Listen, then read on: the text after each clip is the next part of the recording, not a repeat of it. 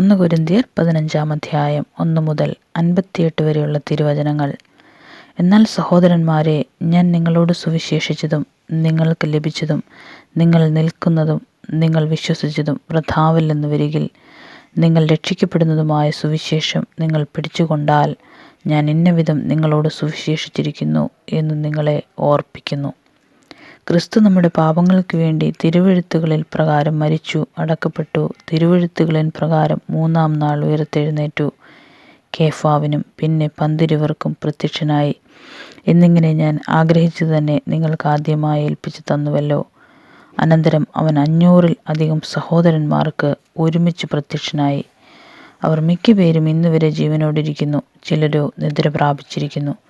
അനന്തരം അവൻ യാക്കോബിനും പിന്നെ അപ്പോസ്തലന്മാർക്കും എല്ലാവർക്കും പ്രത്യക്ഷനായി. എല്ലാവർക്കും ഒടുവിൽ അകാലപ്രജ പോലെയുള്ള എനിക്കും പ്രത്യക്ഷനായി. ഞാൻ അപ്പോസ്തലന്മാരിൽ ഏറ്റവും ചെറിയവനല്ലോ. ദൈവസഭയെ ഉപദ്രവിച്ചതിനാൽ അപ്പോസ്തലൻ എന്ന പേരിന് യോഗ്യനുമല്ല.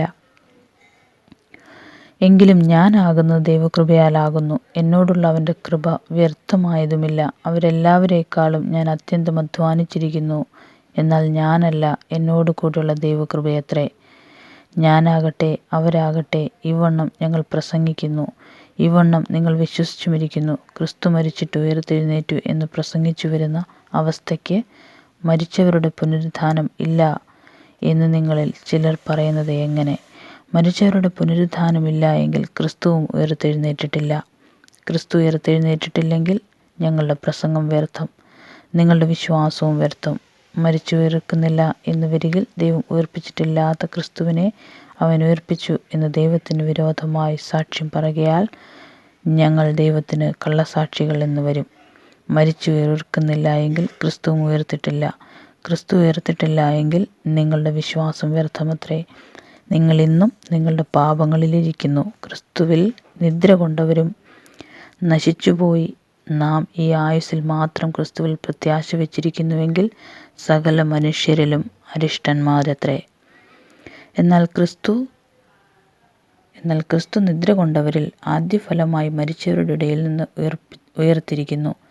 മനുഷ്യൻ മൂലം മരണമുണ്ടാകയാൽ മരിച്ചവരുടെ പുനരുത്ഥാനവും മനുഷ്യൻ മൂലമുണ്ടായി. ആദാമിൽ എല്ലാവരും മരിക്കുന്നത് പോലെ ക്രിസ്തുവിൽ എല്ലാവരും ജീവിക്കപ്പെടും. ഓരോരുത്തരും താൻ്റെ നിരയിലത്രേ.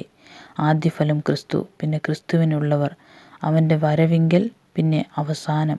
അന്ന് അവൻ എല്ലാ വാഴ്ചയ്ക്കും അധികാരത്തിനും ശക്തിക്കും നീക്കം വരുത്തിയിട്ട് ഓരോരുത്തനും താൻ്റെ നിരയിലത്രേ. ആദ്യഫലം ക്രിസ്തു, പിന്നെ ക്രിസ്തുവിനുള്ളവർ അവൻ്റെ വരവിങ്കൽ, പിന്നെ അവസാനം. അന്ന് അവൻ എല്ലാ വാഴ്ചയ്ക്കും അധികാരത്തിനും ശക്തിക്കും നീക്കം വരുത്തിയിട്ട് രാജ്യം പിതാവായ ദൈവത്തെ ഏൽപ്പിക്കും. അവൻ സകല ശത്രുക്കളെയും കാൽക്കീഴാക്കുവോളം വാഴേണ്ടതാകുന്നു. ഒടുക്കത്തെ ശത്രുവായിട്ട് മരണം നീങ്ങിപ്പോകും. സകലത്തെയും അവൻ്റെ കാൽക്കീഴാക്കിയിരിക്കുന്നു എന്നുണ്ടല്ലോ. സകലവും അവന് കീഴ്പ്പെട്ടിരിക്കുന്നു എന്ന് പറഞ്ഞാൽ സകലത്തെയും കീഴാക്കി കൊടുത്തവൻ ഒഴികെയത്രേ എന്ന് സ്പഷ്ടം. എന്നാൽ അവന് സകലവും കീഴ്പ്പെട്ട് വന്ന ശേഷം ദൈവം സകലത്തിലും സകലവും ആകേണ്ടതിന് പുത്രൻ താനും സകലവും തനിക്ക് കീഴാക്കി കൊടുത്തതിനും കീഴ്പ്പെട്ടിരിക്കും. അല്ല, മരിച്ചവർക്ക് വേണ്ടി സ്നാനമേൽക്കുന്നവർ എന്തു ചെയ്യും? മരിച്ചവർ കേവലം ഉയർക്കുന്നില്ലെങ്കിൽ അവർക്ക് വേണ്ടി സ്നാനമേൽക്കുന്നത് എന്തിന്? ഞങ്ങളും നാഴിക തോറും പ്രാണഭയത്താലാകുന്നത് എന്തിന്? സഹോദരന്മാരെ, നമ്മുടെ കർത്താവായ ക്രിസ്തുയേശുവിങ്കൽ എനിക്ക് നിങ്ങളിലുള്ള പ്രശംസയാണോ? ഞാൻ ദിവസേന മരിക്കുന്നു. ഞാൻ എഫെസോസിൽ വെച്ച് മൃഗയുദ്ധം ചെയ്തു. വെറും മാനുഷ്യമെന്ന് വരികിൽ എനിക്കെന്ത് പ്രയോജനം? മരിച്ചവർ ഉറക്കുന്നില്ലെങ്കിൽ നാം തിന്നുക, കുടിക്കുക, നാളെ ചാകുമല്ലോ. വഞ്ചിക്കപ്പെടരുത്. ദുർഭാഷണത്താൽ സദാചാരം കെട്ടുപോകുന്നു. നീതിക്ക് നിർമ്മതരായി ഉണരുവീൻ. പാപം ചെയ്യാതിരിപ്പീൻ. ചിലർക്ക് ദൈവത്തെക്കുറിച്ച് പരിജ്ഞാനമില്ല. ഞാൻ നിങ്ങൾക്ക് ലജ്ജയ്ക്കായി പറയുന്നു. പക്ഷെ ഒരുവൻ മരിച്ചവർ എങ്ങനെ ഉയർക്കുന്നു എന്നും ഏതുവിധം ശരീരത്തോട് വരുന്നു എന്നും ചോദിക്കും. മൂഢാ, നീ വിതയ്ക്കുന്നത് ചത്തില്ല എങ്കിൽ ജീവിക്കുന്നില്ല. നീ വിതയ്ക്കുന്നതോ ഉണ്ടാകുവാനുള്ള ശരീരമല്ല, ഗോതമ്പിൻ്റെയോ മറ്റു വല്ലതിൻ്റെയോ വെറും മണിയത്രേ വിതയ്ക്കുന്നത്. ദൈവമോ തൻ്റെ ഇഷ്ടം പോലെ അതിനൊരു ശരീരവും ഓരോ വിത്തിന് അതതിൻ്റെ ശരീരവും കൊടുക്കുന്നു. സകല മാംസവും ഒരുപോലെയുള്ള മാംസമല്ല.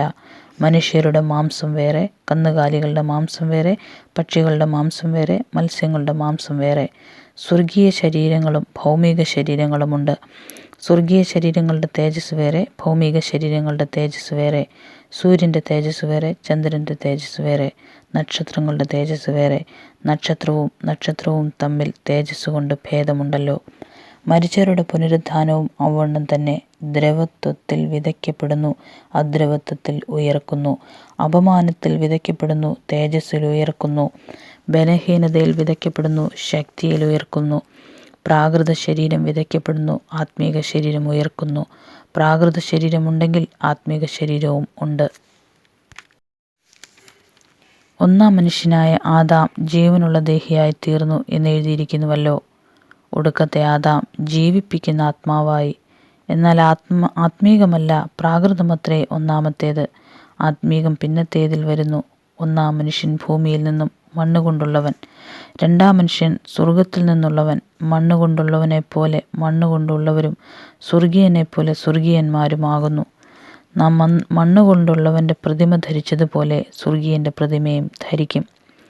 സഹോദരന്മാരെ, മാംസരക്തങ്ങൾക്ക് ദൈവരാജ്യത്തെ അവകാശമാക്കുവാൻ കഴിയുകയില്ല. ദ്രവത്വം അദ്രവത്വത്തെ അവകാശമാക്കുകയില്ല എന്ന് ഞാൻ പറയുന്നു. ഞാനൊരു മർമ്മം നിങ്ങളോട് പറയാം. നാം എല്ലാവരും നിദ്ര കൊള്ളുകയില്ല. എന്നാൽ അന്ത്യകാഹളനാദത്തിങ്കൽ പെട്ടെന്ന് കണ്ണിമയ്ക്കുന്നിടയിൽ നാം എല്ലാവരും രൂപാന്തരപ്പെടും. കാഹളം ധ്വനിക്കും. മരിച്ചവർ അക്ഷയരായി ഉയർക്കുകയും നാം രൂപാന്തരപ്പെടുകയും ചെയ്യും. ഈ ദ്രവത്വമുള്ളത് അദ്രവത്തെയും ഈ മർത്യമായത് അമർത്യത്തെയും ധരിക്കണം. ഈ ദ്രവത്വമുള്ളത് അദ്രവത്വത്തെയും ഈ മർത്യമായത് അമർത്യമായതിനെയും ധരിക്കുമ്പോൾ മരണം നീങ്ങി ജയം വന്നിരിക്കുന്നു എന്ന് എഴുതിയ വചനം നിവൃത്തിയാകും. ഹേ മരണമേ, നിന്റെ ജയം എവിടെ? ഹേ മരണമേ, നിന്റെ വിഷമുള്ളെവിടെ? മരണത്തിൻ്റെ വിഷമുള്ള പാപം, പാപത്തിൻ്റെ ശക്തിയോ ന്യായപ്രമാണം. നമ്മുടെ കർത്താവായ യേശുക്രിസ്തു മുഖാന്തരം നമുക്ക് ജയം നൽകുന്ന ദൈവത്തിന് സ്തോത്രം. ആകയാൽ എൻ്റെ പ്രിയ സഹോദരന്മാരെ, നിങ്ങൾ ഉറപ്പുള്ളവരും കുലുങ്ങാത്തവരും നിങ്ങളുടെ പ്രയത്നം കർത്താവിൽ വ്യർത്ഥമല്ല എന്നറിഞ്ഞിരിക്കയാൽ കർത്താവിൻ്റെ വേലയിൽ എപ്പോഴും വർദ്ധിച്ചു വരുന്നവരും ആകുവീൻ. ആമേൻ.